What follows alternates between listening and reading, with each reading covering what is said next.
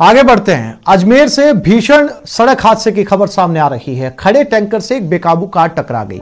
हादसे में 3 लोगों की दर्दनाक मौत हो गई। खरवा कस्बे के पास NH 79 की यह घटना है। बता दें कि अजमेर के खरवा कस्बे में नेशनल हाईवे 79 पर फॉर्च्यूनर कार सड़क के किनारे खड़े टैंकर से जा भिड़ी, जिसमें 3 लोगों की दर्दनाक मौत हो गई। जानकारी के मुताबिक टैंकर ड्राइवर और कंडक्टर टैंकर को सड़क के किनारे खड़ा कर खाना बना रहे थे, तभी पीछे से तेज रफ्तार से आ रही कार खड़े टैंकर से जा टकराई, जिसमें टैंकर ड्राइवर और कंडक्टर सहित कार के मालिक की मौत हो गई। घटना की सूचना मिलते ही खरवा थाना पुलिस तुरंत मौके पर पहुंची, जहां पर लोगों की मदद क्रेन बुलाकर कार्गो टैंकर से अलग करवाया गया। फिलहाल पुलिस ने मृतकों के शव मोर्चरी में रखवाए हैं और उनकी शिनाख्त की कोशिश की जा रही है।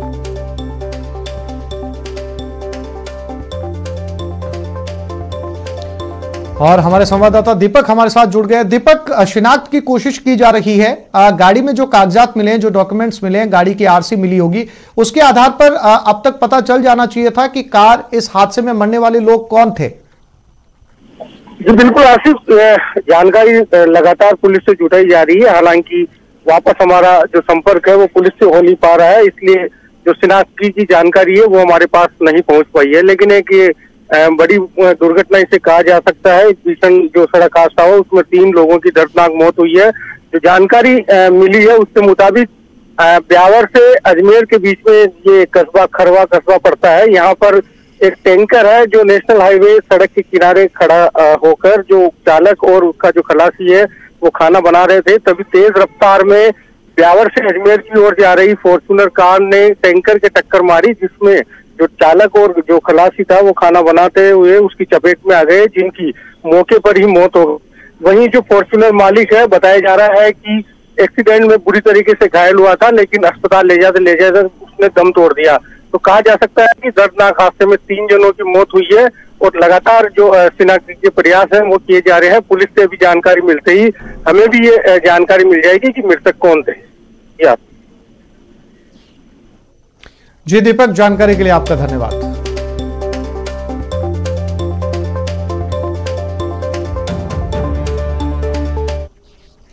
और कोचिंग सिटी कोटा में बदमाशों के हौसले बुलंद हैं, जिसकी बानगी आज तस्वीरों के जरिए देखने को मिली, जहां सरेआम एक युवक चाकूबाजी कर रहा है, जिसका वीडियो सोशल मीडिया पर खूब वायरल हो रहा है। तस्वीरों में आप देख सकते हैं 2 युवकों के बीच विवाद होता है, बात बढ़ जाती है, जिसके बाद एक युवक चाकू निकाल लेता है और बिल्कुल फिल्मी स्टाइल में सरेआम हमला करता है। एक बार फिर आपको यह तस्वीर दिखाते हैं। देखिए किस तरह से बेखौफ युवक सरेआम सरेरा दिन दहाड़े एक युवक पर चाकू से हमला करता है और फिर वहां से फरार हो जाता है। वीडियो वायरल होने के बाद पुलिस हरकत में आई। RK पुरम थाना पुलिस मामले की जांच में जुटी है।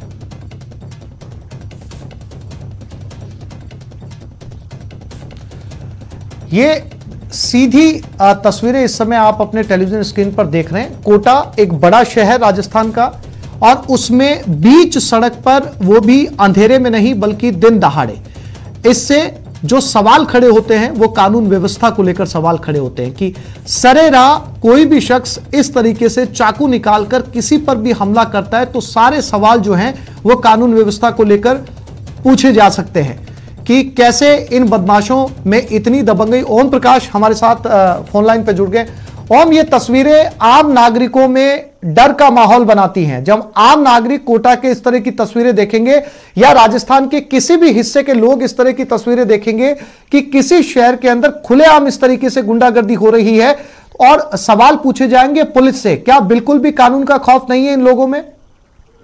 जी सही कह रहे हैं आसिफ आप। ये कोचिंग नगरी के विवेकानंद नगर इलाके की तस्वीरें और कल की तस्वीर बताई जा रही है। पुलिस का फिलहाल कहना है कि इसके बाद जब ये वीडियो वायरल हुआ उसके बाद में हमने तत्परता दिखाई और एक बदमाश को गिरफ्तार कर लिया जो आपराधिक प्रवृत्ति का बताया जा रहा है और पहले भी उसके खिलाफ कुछ मामले दर्ज हैं। लेकिन कुल मिला के ये कहा जा सकता है कि कोचिंग नगरी में इस दिल दहलाने वाले इस वारदात के बाद, ये जो तस्वीर आने के बाद पुलिस के अपराध नियंत्रण के दाव पर कई बड़े सवाल खड़े होते हैं और आम जो नागरिक हैं उसमें दहशत का माहौल पैदा होता है। कोचिंग नगरी में बदमाशों के हौसले बुलंद तो है ही, लेकिन चाकूबाजी के मामले लगातार पिछले दिनों में सामने आए और न केवल चाकूबाजी से लोग घायल हुए बल्कि कई मर्डर पिछले दिनों हो चुके हैं। तो पुलिस को चाहिए कि जो अपराध नियंत्रण के दावे हैं उनको मजबूत करने के लिए पुलिस को कुछ नई प्लान करना पड़ेगा ताकि इन बदमाशों पर अंकुश लगेगा। ये फिलहाल विवेकानगर में हुई इस वारदात। ओम प्रकाश, आपने बताया कि इस तरह के मामले पहले भी यहां पर बहुत हो चुके हैं, मर्डर यहां पर हो चुका है, चाकूबाजी की घटना, और जाहिर सी बात है कि जब ये तस्वीरें न्यूज 18 राजस्थान पे इस समय चल रही है, पुलिस भी, कोटा पुलिस भी इसको देख रही होगी, जो है वो जयपुर के अंदर पुलिस मुख्यालय भी इन तस्वीरों को देख रहा होगा। तो ऐसे में जब इतने अपराध वहां पर हो चुके हैं तो क्या वाकई पुलिस ने वहां पर पेट्रोलिंग बढ़ाना अपनी जिम्मेदारी नहीं समझा कि ऐसी जगहों पर जहां पर वारदात ज्यादा होती है वहां पर पुलिस पेट्रोलिंग बढ़ाई जाए? जी, पुलिस को नई प्लान करना पड़ेगा ताकि इस प्रकार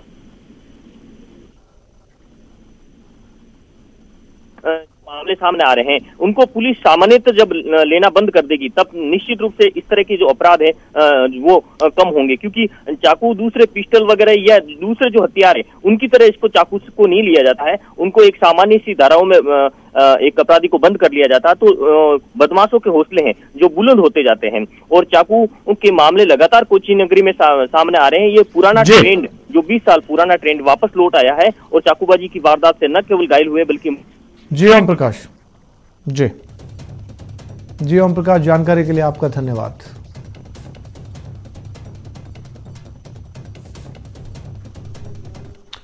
और जोधपुर के एक दंपति को अपना मोबाइल अपने दोस्त से रिपेयर करवाना खासा महंगा पड़ गया। दगाबाज दोस्त ने मोबाइल का बैकअप अपने लैपटॉप में ट्रांसफर किया और फिर पति पत्नी के निजी पलों की तस्वीरें भेजकर उन्हें ब्लैकमेल करना शुरू कर दिया, जिसके बाद पति पत्नी ने पुलिस में इसकी शिकायत दर्ज करवाई। पुलिस ने साइबर एक्सपर्ट की मदद से नोएडा के सेक्टर 11 से पीयूष गुप्ता को गिरफ्तार कर लिया, जिसके बाद हैरान करने वाली जानकारी सामने आई। आरोपी पीयूष पीड़ित का दोस्त निकला, जिसने 5 साल पहले मोबाइल रिपेयर करते समय बैकअप अपने लैपटॉप में ट्रांसफर कर लिया था। एक महिला ने मामला दर्ज कराया था कि पिछले कुछ दिनों से एक अनजान नंबरों से एक व्यक्ति उसको 3.5 लाख रुपए की डिमांड कर रहा था और कह रहा था कि अगर तुम 3.5 लाख रुपए मुझे नहीं दोगे तो मैं तुम्हारे, जो मेरे पास तुम्हारे निजी फोटो है, मैं उसको सार्वजनिक कर दूंगा। और उसने उस महिला के कुछ आपत्तिजनक फोटो भी व्हाट्सएप पे भेजे, जिस पर प्रकरण दर्ज किया गया और त्वरित कार्रवाई करते हुए साइबर टीम के सहयोग से आरोपी को चिन्हित कर आज दस्तयाब किया है, जिसको बाद अनुसंधान। और कोटा में चोरों के हौसले इस कदर बुलंद हैं कि आए दिन चोरी की वारदातों को अंजाम देकर फरार हो जाते हैं। बीती रात चोरों ने भीमगंज मंडी इलाके में एक मंदिर में सेंध लगा दी, ताला तोड़कर अंदर घुसे। चोरों ने मंदिर में जमकर उत्पात मचाया। चोरी की पूरी वारदात वहां लगे सीसीटीवी कैमरों में कैद हो गई। सीसीटीवी में चोर का चेहरा पूरी तरह से साफ नजर आ रहा है। वहीं चोरों ने मंदिर का सामान, वहां लगी सैनिटरी, नल की टूटियों तक पर हाथ साफ कर दिया।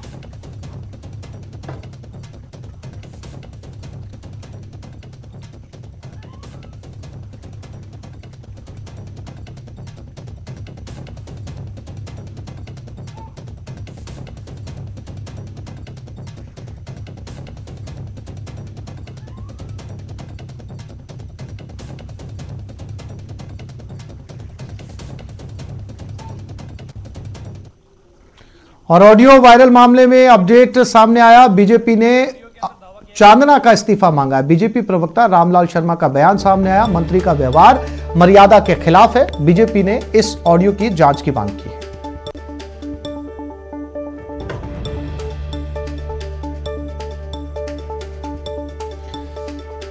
तो खेल मंत्री अशोक चांदना का एक वीडियो लगातार सोशल मीडिया पर वायरल हो रहा है। उसके बाद में इस वीडियो को लेकर बीजेपी ने मंत्री चांदना का इस्तीफा मांगा है। साथ ही कहा है कि इस ऑडियो की ऑथेंटिक जांच होनी चाहिए, मर्यादा के खिलाफ है मंत्री का व्यवहार, यह कहना है बीजेपी का।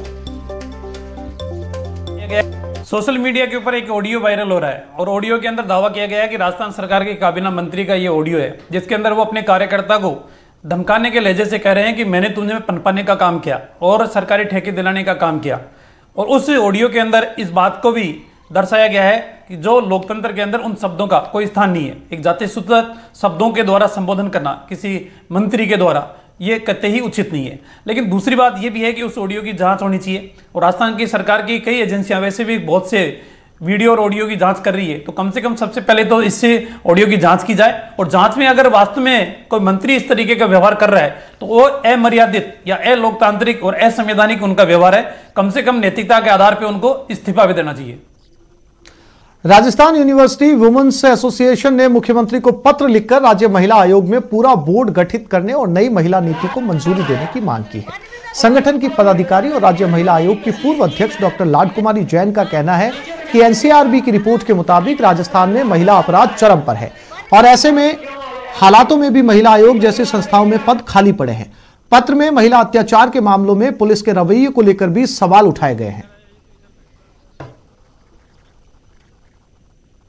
दिल विचलित हो गया, और इसलिए एक बहुत सारी चीज़ों को रिपोर्ट और डेटा एनसीआरबी का लेकर के और राजस्थान की जो स्थिति है उन सबको दर्शाते हुए हमने मुख्यमंत्री को पत्र लिखा, और उसमें पत्र में हमने काफ़ी सारे पॉइंट लिखे कि ये राजस्थान सरकार महत्वपूर्ण चीज़ों को। कोटा संभाग के जल संसाधन विभाग ने टनल निर्माण को लेकर नया इतिहास रच दिया। विभाग ने पहाड़ों को काटकर 8.7 किलोमीटर लंबी टनल का निर्माण किया है, जिससे नहर का पानी निकलेगा। गत 20 नवंबर को विभाग ने इसकी खुदाई का काम पूरा कर लिया और टनल में कंक्रीट सीमेंट की लाइनिंग का काम शुरू होगा। विभाग के अभियंताओं का दावा है कि पानी की निकासी के लिए इतनी बड़ी टनल देश में अभी तक कहीं नहीं बनी। इस टनल से 3 जिलों के किसानों को लाभ मिलेगा। टनल से झालावाड़ जिले के खानपुर तहसील और कोटा जिले के सांगोद तहसील के गांव को सिंचाई का पानी उपलब्ध होगा। बताया जा रहा है कि मेन कैनाल को प्रेशराइज पाइप से जोड़कर सिंचाई का काम किया जाएगा।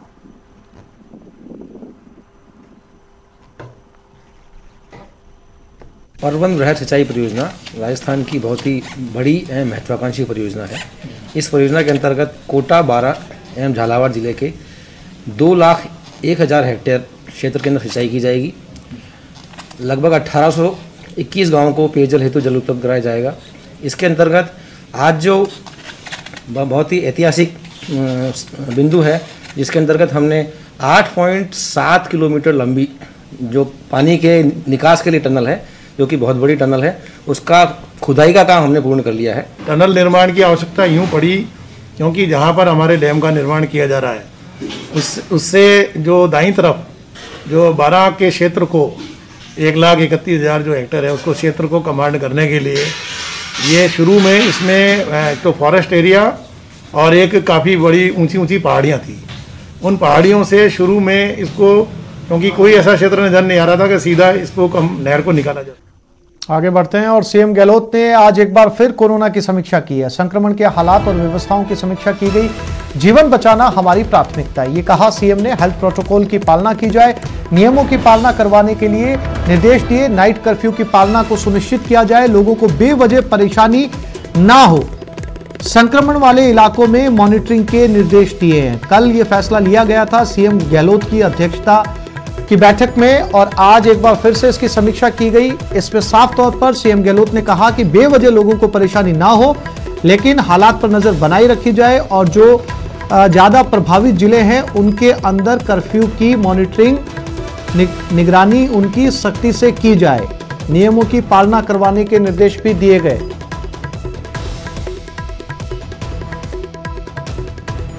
तो सीएम गहलोत ने कोरोना की समीक्षा की, नाइट कर्फ्यू की सख्ती से पालना के निर्देश दिए, कोरोना संक्रमण पर नियंत्रण के निर्देश दिए, निजी अस्पतालों की मॉनिटरिंग के निर्देश भी दिए गए। प्रभावित इलाकों में जांच बढ़ाने के निर्देश दिए हैं। सीएम ने सर्वे करवाने के निर्देश भी दिए हैं।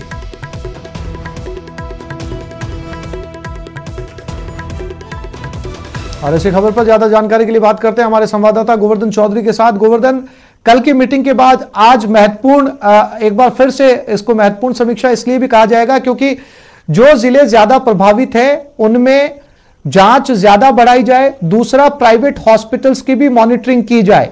अगर प्राइवेट हॉस्पिटल की मॉनिटरिंग के मायने ये हैं कि अगर मरीजों की तादाद ज्यादा बढ़ती है तो वो प्राइवेट हॉस्पिटल की तरफ भी रुख कर सकते हैं सरकारी दरों में। गोवर्धन, देखिए, कल जो 8 जिले हैं प्रभावित, उनमें नाइट कर्फ्यू का फैसला करने के बाद आज ये सभी जिलों के साथ में समीक्षा बैठक थी और करीब 2 घंटे तक मुख्यमंत्री ने सारे जिलों का फीडबैक लिया है और जो प्रभावित जिले सबसे ज्यादा जिनको क्रिटिकल जिले कहा जा रहा है, 8 जिले जिनमें नाइट कर्फ्यू का फैसला आज से लागू हो जाएगा, उनमें नाइट कर्फ्यू की प्रभावी तरीके से पालना के डायरेक्शन दिए गए हैं। साथ ही ये भी कहा गया कि जो जेन्युइन लोग जा रहे हैं, जो शादी समारोह में या अपने काम की वजह से एक जगह से दूसरी जगह जा रहे हैं, उनको भी परेशानी नाइट कर्फ्यू की वजह से नहीं होनी चाहिए। तो नाइट कर्फ्यू को पालना सुनिश्चित करने के डायरेक्शन तो दिए हैं, साथ ही साथ जो वाजिब लोग हैं उनको परेशान नहीं करने के डायरेक्शन भी इसमें दिए गए हैं। साथ ही प्रभावित जिलों के अलावा बाकी सभी जिलों में भी हेल्थ प्रोटोकॉल की पालना सख्ती से करवाने के डायरेक्शन पुलिस और प्रशासन को दिए गए हैं। जागरूकता कार्यक्रम को लगातार जारी रखने के भी डायरेक्शन दिए गए हैं। निजी अस्पतालों को इलाज की व्यवस्थाएं कोरोना में की जाए, ये पहले से भी तय हो चुका था और इसके लिए निजी अस्पतालों के साथ में मुख्यमंत्री ने भी एक समीक्षा बैठक परसों की थी। हर जिले स्तर पर कोऑर्डिनेटर लगाए गए हैं जो निजी अस्पतालों के साथ इलाज को लेकर के कोऑर्डिनेट करेंगे। उन कोऑर्डिनेटर्स को भी कहा गया है कि वो लगातार संपर्क में रहें और देखें कि वहां व्यवस्थाएं निजी अस्पतालों में कोरोना इलाज की चाक चौबंद है कि नहीं, बेड उस तादाद में बढ़ाए गए हैं कि नहीं बढ़ाए गए हैं। क्योंकि उस परसों की जो मीटिंग थी उसमें निजी अस्पतालों को कहा गया था कि करीब 40 से 60% के आसपास के जो बेड है वो कोरोना रोगियों के लिए रिजर्व रखें, वहां पर व्यवस्थाएं रखें। इन तमाम बातों को लेकर के मुख्यमंत्री ने हर जिले का रिव्यू किया है, लेकिन जो प्रभावित 8 जिले हैं, जो क्रिटिकल 8 जिले हैं, उनमें विशेष तौर से फोकस होकर के और वॉर फुट पर काम करने के डायरेक्शन सरकारी मशीनरी को दिए गए ताकि संक्रमण के आंकड़ों में कमी लाई जा सके। जी गोवर्धन, जानकारी के लिए आपका धन्यवाद।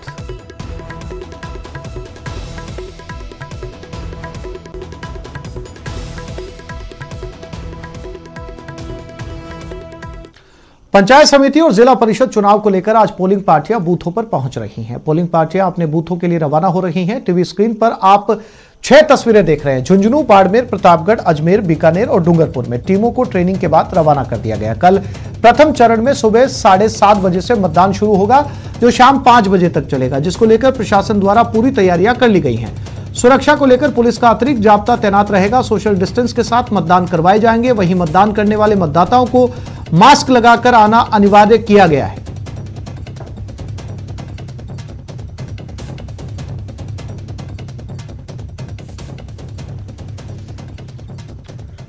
जैसलमेर जिले में पंचायत चुनाव में टिकट को लेकर कांग्रेस में आपसी घमासान मचा हुआ है। कैबिनेट मंत्री सालेह मोहम्मद के भाइयों ने कांग्रेस से बगावत कर निर्दलीय उम्मीदवार के तौर पर टाल ठोक दी है। गाजी फकीर के परिवार के 4 सदस्य इस बार पंचायत चुनाव के लिए मैदान में हैं और वो इसका ठीकरा विधायक रूपाराम पर फोड़ रहे हैं। वहीं विधायक रूपाराम ने आरोपों को खारिज कर दिया। विधायक का दावा है कि पिछले 20 साल से पंचायती राज कांग्रेस का ही दबदबा रहा है और इस बार भी जनता कांग्रेस पर ही भरोसा करेगी। में क्या है कि जैसे आजकल लोगों में जागरूकता बहुत ज़्यादा आ गई, तो उस हिसाब से किसी को टिकट तो एक कोई मिलेगी। जैसे मेरे यहाँ पंचायत समिति के ब्लॉक है वो 62 है और टिकट डिमांड करने वाले करीब 300 आदमी थे। जिला परिषद के 8 है तो 8 में करीब 70 लोग टिकट करने वाले थे।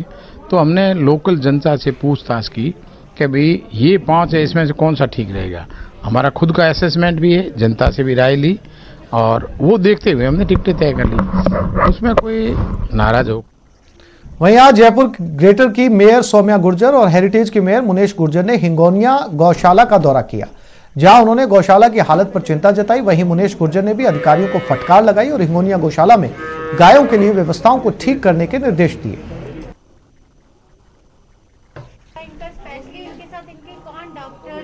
दूर रहिएगा थोड़ा सा, जैसे सीलिंग से लगने के बाद में ये उठने का ट्राई करते हैं। तो इसको प्रॉपर मिला नहीं है, बाहर से इसको फीडिंग किया हुआ है अभी। तो